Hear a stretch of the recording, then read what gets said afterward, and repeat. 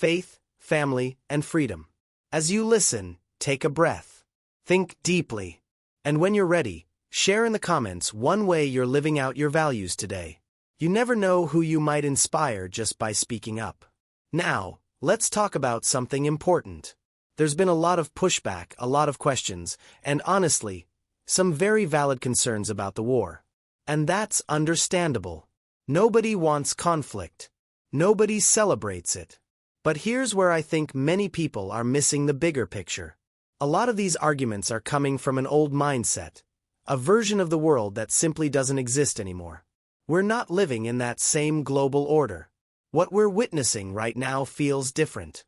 It's not just another geopolitical conflict. It's something deeper, something that blends ideology, technology, and global power in a way we haven't really seen before. And because of that, using outdated frameworks to explain what's happening today can lead to the wrong conclusions. Take one of the biggest criticisms I've been hearing, especially from certain political circles, that this is just the same old strategy rebranded, that it's nothing more than past policies with a new face. At first glance, that argument sounds convincing. But when you really look at what those past strategies were built on, you start to see the difference. That older approach was rooted in the idea that one system, liberal democracy, could be spread across the world. It relied heavily on global institutions, alliances, and the belief that international approval was necessary before taking action. But that world has changed.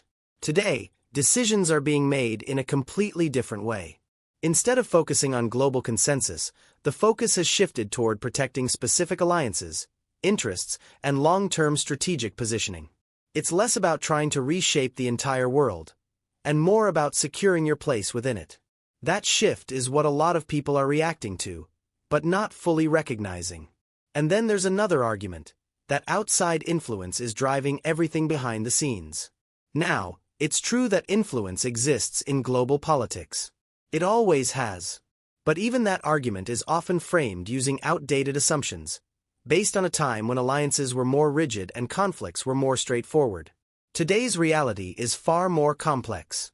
Alliances are shifting. Interests overlap.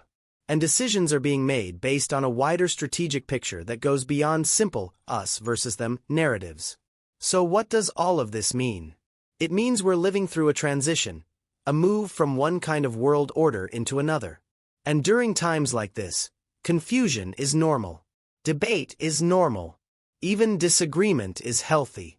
But understanding the frame you're using to interpret events, that's everything. Because if you're using yesterday's lens to look at today's world, you might completely miss what's really happening. Here's a rewritten version of your script, cleaner, more natural, and shaped in your own voice while keeping the power and structure intact. That world, it's gone. That old reality people keep referring to, it simply doesn't exist anymore. And honestly, that's my biggest issue with a lot of voices in that dissident space right now. It feels like they're stuck in a version of the world that's already passed them by. So when they talk, it sounds repetitive, frustrated, almost like they're trying to explain something that no longer fits the times. And the reason is simple. They're using outdated lenses to interpret a completely new reality. Because something changed everything. The Abraham Accords didn't just shift politics, they reshaped the entire structure of alliances in the Middle East. Right now, as we speak, you're seeing something that would have been unthinkable not too long ago.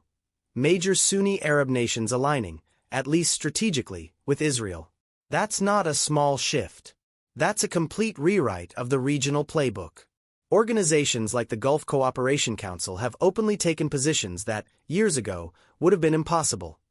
Like unified opposition to Iran and support for efforts to weaken its influence. This is not 2003. It's not even 1991. Back then, even when Iraq launched attacks, Israel had to stay out of the fight because its involvement would have shattered the coalition. That's how fragile those alliances were. Today, that entire dynamic has been flipped. So when people say, this is just about doing one country's bidding, they're missing the bigger picture. Because if that were true, then it would also mean aligning with multiple regional powers at the same time. And that's the point. They're not seeing the new structure that's already in place. Then there's another argument I keep hearing. You can't remove a regime without boots on the ground. That idea comes straight from the shadow of past wars. And to be fair, history gives people a reason to think that way.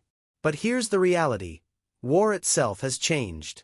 Think about operations like Iraq War. Back then, it required massive troop deployments, hundreds of thousands of soldiers, to take control of a country. Now compare that to today. We're in a completely different era, one driven by advanced technology, AI, and precision systems. The speed, scale, and efficiency of modern military operations have transformed what's possible. Targets that once took months to identify and strike can now be processed and acted on in near real time. Drone systems, like the Shahid drone, and their modern counterparts have changed the battlefield entirely. What once required boots on the ground can now be handled remotely, often from thousands of miles away. And it's not just drones, it's the integration of satellite data, AI decision-making, and real-time communication systems. The old model of warfare, large-scale occupation, is no longer the only path. In many cases, it's becoming unnecessary. Now let's talk about another concern. Even if you weaken a regime, they'll just rebuild, especially with help from allies. Historically, that argument made sense. We've seen it happen before. But again, the environment has changed. Today, surveillance capabilities are on a completely different level. Systems tied to organizations like the National Reconnaissance Office and United States Space Command provide constant, real-time monitoring. Movements, construction, logistics. Activities that once could be hidden are now far easier to detect. And then there's Starlink, a network that has not only changed communication globally but has also made it harder for any region to remain completely isolated. The idea that large-scale rebuilding can happen quietly, without detection, is becoming less realistic in a world where information flows constantly and visibility is near continuous. So when you step back and look at all of this, a pattern emerges. The issue isn't that critics are raising bad points. It's that many of those points are built on frameworks that no longer apply. They're measuring today's events using yesterday's rules. But this moment, it doesn't fit those old models. What we're seeing is something new, a shift in how power, technology, and alliances interact. It's a world where strategy isn't just about land or armies anymore, but about networks, information, and positioning across multiple layers, from the ground to space. And at its core, it's still about something very human: identity, belief, and alliances shaped by shared values and history. This isn't just another chapter of the past.